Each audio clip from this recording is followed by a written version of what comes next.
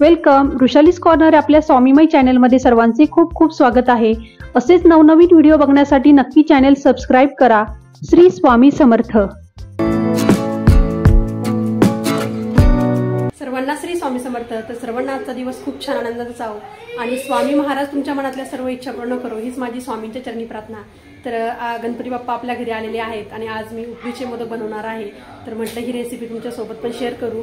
तर आता मी उकडीचे मोदक बनवायला घेतेय. तर कशी बनवूया ते बघूया. चला, सर्वप्रथम आपण सारण बनवून घेऊया. तर इथे एका कढईमध्ये 2 चमचे तूप घालून घेतलंय आणि यामध्ये आपण ओल्या नारळाचा खीस घेतलाय. तर इथे 2 वाटी ओल्या नारळाचा खीस घेतलाय. तो व्यवस्थित आपण परतून घ्यायचा आहे आणि यामध्ये आपण 1 वाटी गूळ घालून घेतलाय. जर तुमचं जे ओल्या नारळाचं जे प्रमाण आहे त्याचा अर्धा आपण गूळ घ्यायचा आहे. म्हणजे मी 2 वाटी नारळाचा खीस घेतला तर त्यामध्ये 1 वाटी गूळ घालून घेतलाय. व्यवस्थित परतल्यानंतर यामध्ये 2 चमचे खसखस भाजून टाकली आणि त्याचसोबत त्यामध्ये वेलची आणि जायफळाची पूड पण घालून घेतली आहे आणि तुमच्या आवडीप्रमाणे त्यामध्ये तुम्ही ड्रायफ्रुट्स टाकू शकता. तर यामध्ये मी बदामाचे काप टाकलेले आहेत. सर्व व्यवस्थित आपण मिक्स करून घ्यायचंय आणि 2-4 मिनिटं आपण हे परतायचं आहे.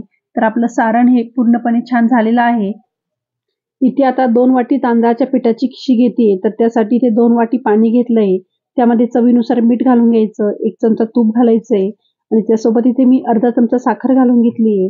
साखर घातल्यामुळे आपली जी खिशी आहे तर ती थोडीशी गोडसर होते आणि यामध्ये थोडं थोडं तांदळाचं पीठ घालून व्यवस्थित आपण मिक्स करून घ्यायचंय. आणि तुम्ही जी तांदळाचं पीठ घेतलेलं आहे तर तुम्ही ते इंद्रायणी घेऊ शकता आणि त्यासोबत त्यामध्ये आपण आंबेमोहर तांदूळ आहे तर ते दोन्हीही समप्रमाणात घ्यायचं आहे आणि त्याचे पीठ भरून घ्यायचंय. तर हे व्यवस्थित आपण थोडंसं तुपाचा हात लावून गरमच असताना ही खिशी मळून घेतली आहे आणि व्यवस्थित जास्त प्रमाणामध्ये मळल्यानंतर आपली खिशी अगदी सॉफ्ट होते. तर अशा पद्धतीने एक तुम्हाला गोळा बनवून दाखवती. तर अगदी सॉफ्ट आपली खिशी झालेली आहे. मोदकाचं सारण करून झालंय आणि खिशी पण घेऊन झाली आहे.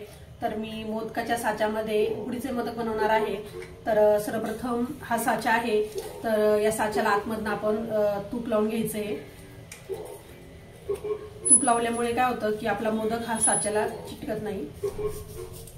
तर हा साचा थोडासा मोठाच आहे आणि यामध्ये आपण जी खिशी घेतलेली आहे त्याचा छानपैकी असा गोळा करून घ्यायचा आहे. आणि गोळा झाल्यानंतर आपण यामध्ये अशा पद्धतीने प्रेस करून घ्यायचा आहे. मोदकाच्या साच्यामध्ये साईडनी पूर्णपणे पीठ लावून घेतलंय. त्याचा शेप आतमध्ये गोल झाले. तर यामध्ये आता आपण जे सारण बनवलेलं आहे तर ते यामध्ये घालून घ्यायचं. जवळजवळ 2 चमचे सारण यामध्ये बसलंय. तर अशा पद्धतीने आपण यामध्ये सारण टाकल्यानंतर वरतून आपण थोडंसं प्रेस करून घ्यायचं आणि त्यानंतर थोडंसं पीठ आहे तर ते वरतून थोडंसं लावून घेणार आहोत.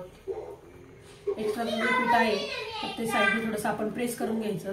आपला उकडीचा मोदक हा रेडी आहे. तर खूप छान यामध्ये उकडीचा मोदक होतो. तुम्ही बघू शकता अगदी अलगद झालेला आहे. अशा पद्धतीने साच्यामध्ये आपला उकडीचा मोदक खूप सुंदर होतो. जर आपल्याला घाई असेल किंवा आपल्याला झटपट मोदक करायचे असेल तर अशा पद्धतीने आपण हे उकडीचे मोदक करू शकता. आणि हाताची पारी करून हाताने जे बनवते तर छानच असतात पण अति घाईमध्ये आपण हे अशा पद्धतीने मोदक करू शकतो. खूप सुंदर मोदक हे तुम्ही बघू शकता. तर अशाच पद्धतीने आता मी सर्व मोदक करून घेणार आहे.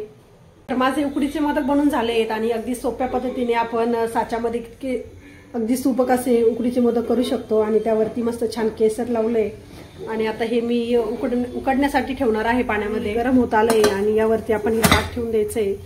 तुम्ही बघू शकता की खूप सुंदर आणि एकसारखे असे आपले उकडीचे मोदक झाले. तर आता आपण हे वाफून घेणार आहोत आणि यावरती मी झाकण ठेवून घेते. तर उकडीचे मोदक हे 15 ते 20 मिनिटं वाफून घेतलेत आणि आता बघूया की आपले मोदक झालेत की नाही. तर मोदक हे खूप छान झालेत.